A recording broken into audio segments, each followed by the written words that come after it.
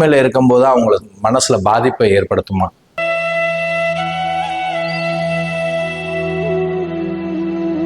வீட்டில் நான் ஒத்தந்தான் இருக்கேன், நான் ஒரு ஆள் தான் இருக்கேன் வீட்டில், எனக்கு யார் சுற்றி போடுவாங்கன்னா பிரச்சனையே கிடையாது.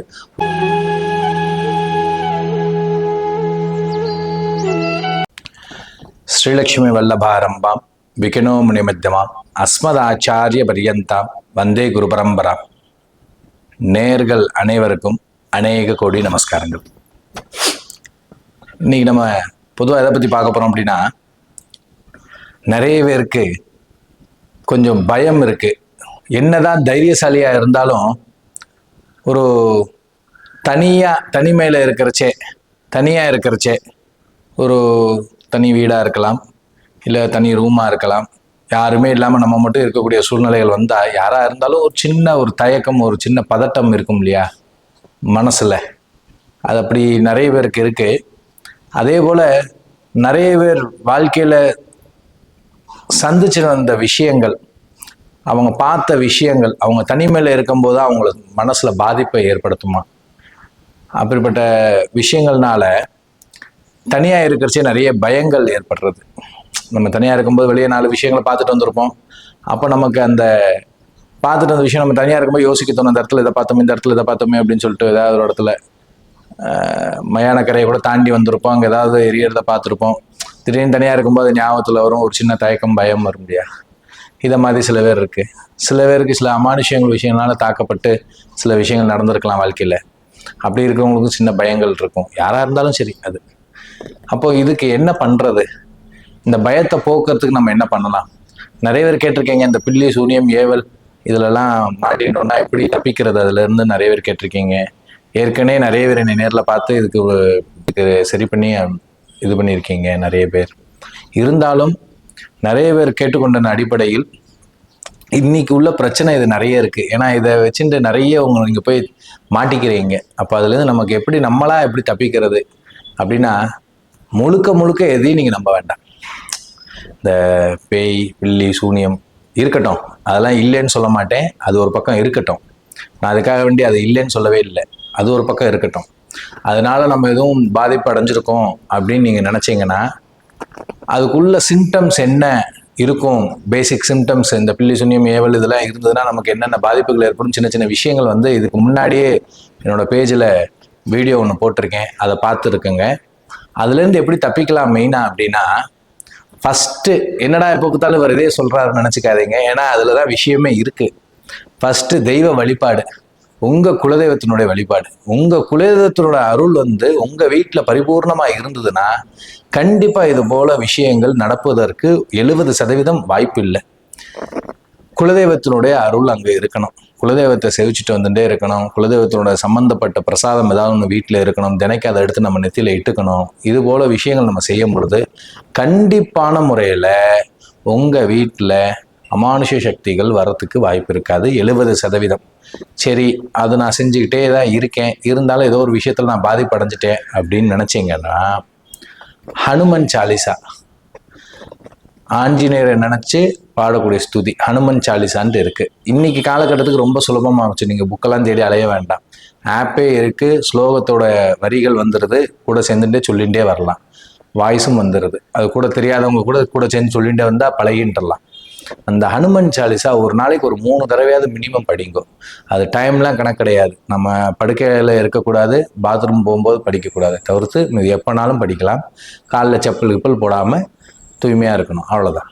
நம்ம மனசு தூய்மையாக இருந்தால் எந்த நேரத்தில் வேணாலும் நம்ம படிக்கலாம். அது உட்காந்து ஹனுமன் சாலிசா ஒரு நாளைக்கு 3 தடவையாவது படிங்கோ. காலையிலே ஒரு 2 தடவை, சில சாயங்காலம் ஒரு தடவை, இல்லை காலையில் ஒரு தடவை, சாயங்காலம் ஒரு 2 தடவை, இப்படி உட்காந்து படிங்கோ. அது உங்களுக்கு ஒரு மாற்றத்தை கொடுக்கும், தாக்கப்பட மாட்டீங்க. ஒருவேளை இதில் பாதிப்பில் ஏற்பட்டிருக்கேன் நான், எனக்கு அந்த மாதிரி ஃபீல் தெரியறது, ஏதோ ஒரு விஷயம் எனக்குள்ளே இருக்குது, என்னால் அதில் மீள முடியல, என்னமோ அமானுஷமாக இருக்குது, எனக்கே உணர்றேன், நான் அதை சில சமயம் கோவப்படுறேன், சில சமயம் சிரிக்கிறேன், சில சமயம் ஒரு மாதிரியா ரெஸ்ட்லெஸ்ஸாக இருக்கேன், எனக்கே தெரியறது அது அப்படின்னு நீங்கள் நினச்சிங்க அப்படின்னா, உங்கள் வீட்டுக்கு, அதான் நான் சொல்லக்கூடியது, இப்போ நீங்கள் தங்கின்னு இருக்கக்கூடிய வீட்டுக்கு கொஞ்சம் அருகாமையில் ஏதாவது ஒரு ஆண் காவல் தெய்வம், கற்பனா இருக்கலாம், கற்பன சுவாமின்னு சொல்லலாம், முனீஸ்வரன் சொல்லலாம், பாண்டி முனின்னு சொல்லலாம், ஐயனார் சொல்லலாம். என்ன இப்படி ஒரு ஆண் காவல் தெய்வம் கோவில் எங்கே இருக்குன்னு பாருங்க. கண்டிப்பாக இருக்கும். ஒவ்வொரு கிராமத்துலேயும் ஒவ்வொரு இடத்துலையும் கண்டிப்பாக ஒரு காவல் தெய்வம் கோவில் இருக்கும். அந்த காவல் தெய்வத்துக்கு போயிட்டு ஏதாவது ஒரு அமாவாசையை கணக்கு பண்ணிக்கோங்க. அமாவாசை அன்னைக்கு பகலில் அந்த காவல் தெய்வத்துக்கு வஸ்திரம், மாலை, பழங்கள் இதெல்லாம் வாங்கிட்டு போய், தேங்காய் இதெல்லாம் வாங்கிட்டு போய் அந்த தெய்வத்துக்கு கொடுத்துட்டு, அந்த வஸ்திரத்தை அந்த தெய்வத்துக்கு சாத்த சொல்லி கொடுத்துட்டு, மாலையெல்லாம் சாத்திட்டு சேவிச்சுட்டு, அங்கேருந்து வெளியே வரும்போது ஒரு 3 தேங்காய் உங்கள் கையால் வெடல் சதுரக்காய் சொல்லுவோம் இல்லையா, அப்போ போட்டுற வேண்டியது 3 தேங்காவை. இது எப்போனா அமாவாசை பொழுதுல செய்யணும். இப்போது ஜென்ஸு வந்து டைரெக்டாக அவங்களே செய்யலாம். லேடிஸ் வந்து சதுரக்காய் போடக்கூடாது. அதுக்கு காரணம் பின்னாடி சொல்கிறேன். சதுரக்காய் போடக்கூடாது. அப்போ லேடிஸ் போடக்கூடாது அப்படின்னா அவங்க யாராவது கூட ஜென்ஸை கூட்டிகிட்டு போகலாம். இல்லை அங்கே இருக்கக்கூடிய ஆளுகளே யாரையோ சொல்லி இது மட்டும் சதுரக்காய் போட்டுருக்குன்னு சொல்லலாம். இல்லை அங்கே இருக்க கோவிலில் இருக்கக்கூடிய அர்ச்சகரையோ இல்லை குருக்களையோ கூப்பிட்டு போட்டு தர பூசாரியோ கூப்பிட்டு சதுரக்காய் போட சொன்னீங்கன்னா அவங்க போட்டுருவாங்க. இது செஞ்சிட்டோம் அப்படின்னா இது வந்து தொடர்ந்து ஒரு 3 அமாவாசைக்கு செய்யணும். அதாவது நான் சொல்றது யாருக்காக வேண்டினா, இந்த மாதிரி விஷயங்கள்ல போய் மாட்டின்ட்டு வெளியே வர முடியாதவங்க, அதாவது பில்லி சூனியம் ஏவல் இந்த மாதிரி விஷயங்களை போய் மாட்டின்ட்டு, அந்த அமானுஷங்களில் போய் மாட்டின்ட்டு அதனால பாதிப்படைஞ்சு அதிலிருந்து வெளியே வர முடியாதவங்க இதை செய்யுங்கோ. கண்டிப்பாக 2வது அமாவாசைக்கு நீங்கள் போயிட்டு வரும்போதே உங்கள்கிட்ட ஃபுல் சேஞ்சஸ் தெரியும். மேற்கொண்டு இது போல விஷயங்களை நீங்களும் பிரயோகிக்க வேணாம். இதை மாதிரி பிரயோகிக்கிறவங்களுடைய ஃப்ரெண்ட்ஷிப்பும் உங்களுக்கு வேண்டாம். தயவுசெய்து அந்த மாதிரி இடத்துக்கு போகாதீங்கோ. ஏன்னா நீங்கள் இன்னைக்கு என்ன செய்கிறோமோ, நம்ம இன்னைக்கு என்ன செய்கிறோமோ அதே தான் நாளைக்கு நமக்கு கிடைக்கும். அதனால தயவு செய்து இந்த ஒரு விஷயத்தை மட்டும் யாரும் செய்ய வேண்டாம். அதில் உலகம்னா எல்லாமே இருக்குங்க. நான் செய்யலைங்க, யாரோ ஒருத்தன் செஞ்சால் எனக்கு வந்துடுது. ஆமாம் வரும். உலகம்னா எல்லாம் இருக்கும். ஒரு 50% நல்லவங்க இருக்காங்கன்னா ஒரு 50% கெட்டவங்க இருக்க தான் செய்வாங்க. நமக்கு எது தேவையோ அதை எடுத்துட்டு நல்ல விஷயங்களை எடுத்துட்டு கெட்ட விஷயங்களை ஒதுக்கிட்டு நம்ம தான் போகணும். அதுக்கு தான் இந்த ஞானத்தை பகவான் நமக்கு கொடுத்துருக்காரு. ஸோ யாரும் இதை கண்டு அச்சப்பட வேண்டாம். இதை செஞ்சாலே போதுமானது. 3 அமாவாசைக்கு ஞாபகத்தில் வச்சுக்கோங்க.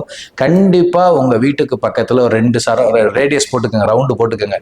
ஒரு 2 கிலோமீட்டருக்குள்ள, இந்த 2 கிலோமீட்டருக்குள்ள கண்டிப்பான முறையில் ஒரு ஆண் காவல் தெய்வம் கோவில் இருக்கும்.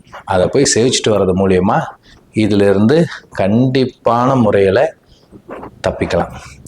இதே போல் போன வீடியோவில் கேட்டிருந்தீங்க, வயசானவங்க வந்து சின்னவங்களுக்கு திருஷ்டி சுற்றி போடலாம்னு சொன்னீங்க. இப்போ வயசானவங்களுக்கு எப்படி போடுறது? அவங்கள தன்னைத்தானே சுற்றிக்கலாமா? இப்போ நான் ஒரு ஆள் தான் வீட்டில் இருக்கேன், நானே சுற்றிக்கலாமா? அதே போல் நான் நைட் டியூட்டிக்கு வீட்டுக்கு வேலைக்கு போகிறேன், இப்போ எப்படி நானே அதை செஞ்சுட்டு வேலைக்கு போகலாமா அப்படின்னு கேட்டிருக்கீங்க. நிறைய பேர் கேட்டிருக்கீங்க. அதுக்கு என்ன எப்படி செய்கிறது அப்படின்னா, வயசானவங்களை பொறுத்த மட்டுக்கும் அவங்களுக்கு கணக்கு கிடையாது.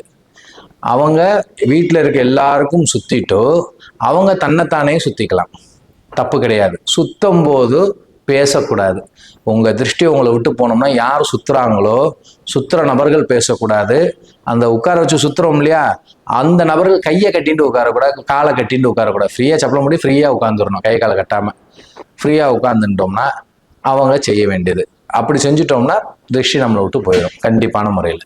அதே போல் வீட்டில் நான் ஒருத்தந்தான் இருக்கேன், நான் ஒரு ஆள் தான் இருக்கேன் வீட்டில், எனக்கு யார் சுற்றி போடுவாங்கன்னா பிரச்சனையே கிடையாது.